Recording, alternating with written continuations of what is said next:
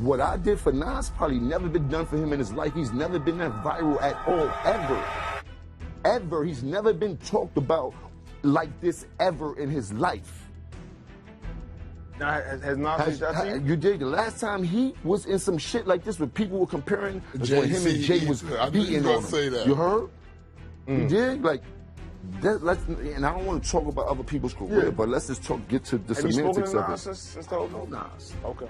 No, I don't know Nas to have a conversation with him. You don't have a conversation, we can have that too and shit like that. You dig? Like, I don't really care about him. I already told you, I used to want to dress like Nas because he had a lot of fresh clothes that the hustlers used to wear and shit, and we used to see him on TV. He had one of the illest albums of all time. And then in high school when he had the barbecue and shit like that. So I'm a real fan of Nas, but he kind of lost me after the movie Belly and shit like that. One stray brag on a mellow podcast, and 3 decades of hip-hop lineage snap back like a rubber band. Dipset's Capo Jim Jones claims today's streets don't even whisper Nas' name. Within minutes, TikTok loops the clip, ESPN legend Shannon Sharpe calls Cap on live air, and 50 Cent dusts off a forgotten federal transcript just to watch the timeline burn. Why did a single sentence, "I'm way more influential than Nas," ignite wiretap rumors, gym challenges, and whispers of unfinished indictments in 2025? Tonight we're diving past the clickbait, untangling 23 years of grudges, silent chess moves, and a receipt so radioactive it vanished from Instagram in under an hour. Stick around, because the quietest player in this saga might be the only one holding real power. Power that could resurface as a razor-sharp diss track, or a subpoena served before breakfast. Jim Jones didn't just stir the pot. He upended the whole kitchen the moment he leaned back across from Fat Joe and Jadakiss. Asked if the current crowd rates him over Nas, Capo smirked and said, "Kids under 22 don't even know Nas. I'm more influential." The sound engineer was still rendering the episode when a screen record blew up on TikTok. 2 million views in 8 hours, captions screaming, "Check my entries," then check his. By the time the podcast actually dropped, Jones was already trending on X. Comment threads raged louder than Dipset horns in 2002. Jim doubled down on Nightcap with Shannon Sharpe days later, insisting his hooks move the streets in real time. Nas moves libraries. Sharpe raised an eyebrow. "You smoking something good, Capo?" Jones chuckled, maybe a lil, then slapped his Billboard stats on the table. The boast wasn't just ego, it was a marketing grenade aimed at Gen Z ears scrolling for chaos. But one Hall of Fame tight and wasn't about to let Queensbridge's crown slip without a fight. Shannon Sharpe lives for verbal scrimmage. Within minutes, the calm interview turned night combat. Sharpe mocked Jones' catalog. "Influence? Son, you ain't even got a signature anthem outside the tri-state." Jones fired at Sharpe's wardrobe. "You dress like a deacon begging for building fund donations." Viewers ate it up. Sharpe flexed a 50-pound dumbbell on set, daring Capo to bench your boast. Jim retorted with a pull-up video shot in a Harlem Project stairwell. "Cardio, strength, core, name it, I'll smoke you." Hashtags #KPovShay and #BenchYourBoast hit 50,000 uses by dawn. Yet beneath the jokes lay a deeper sting. Sharpe's broadcast platform dwarfed Jones' reach, flipping the narrative to Dipset delusional. Worse, Sharpe was already trending for a 2025 civil suit over contract clashes with his streaming network. Every meme dragging Jones also dragged cable news eyeballs into the beef. And while the sports world argued protein shakes, one Queens hustler-turned-media mogul counted clicks like coins. Curtis, 50 Cent. Jackson owns a unique talent. He lets rivals self-destruct, then sells the replay. Moments after Jones' boast went viral, 50 slipped a grainy PDF onto his IG story, a 2-page 2018 federal wiretap transcript. No caption, just the eyes emoji. Page 2 highlighted Individual 1 instructing gang members to violate the rainbow-haired kid. Old heads instantly recognized the Tekashi 6ix9ine trial exhibit. Prosecutors never said Jim Jones, but hip-hop memory did. Blogs pounced. Was Capo the mystery voice? Fans who'd buried the rumor exhumed it with CSI zeal. Conspiracy threads accused Jim of skating Rico time by playing nice with detectives. Others argued the case lacked teeth.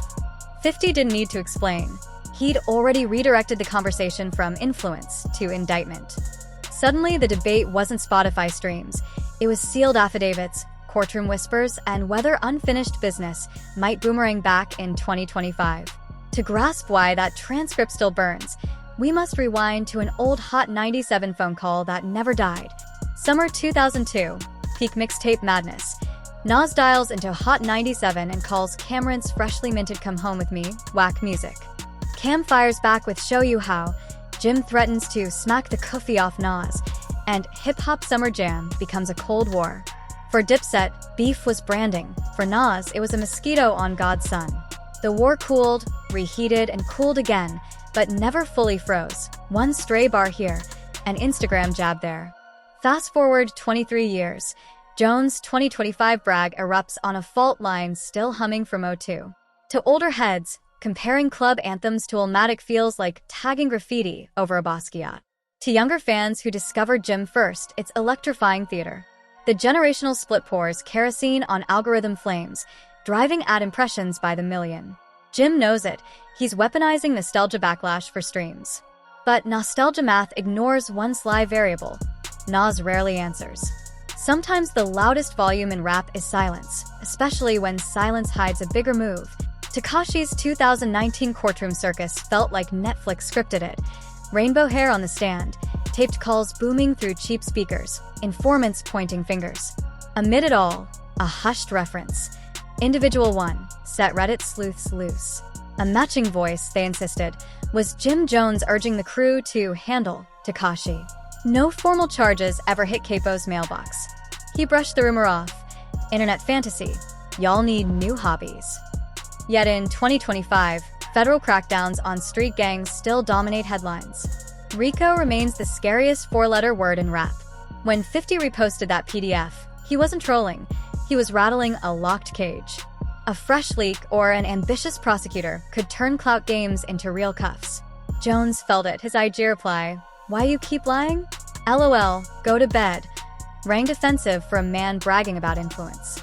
Viewers smelled nerves. Engagement quadrupled, and the comment section devolved into half-lawyer, half-troll dissertations. Meanwhile, the quiet king of Queensbridge kept his focus on only one metric: music. Nasir Jones, no relation, understands patience.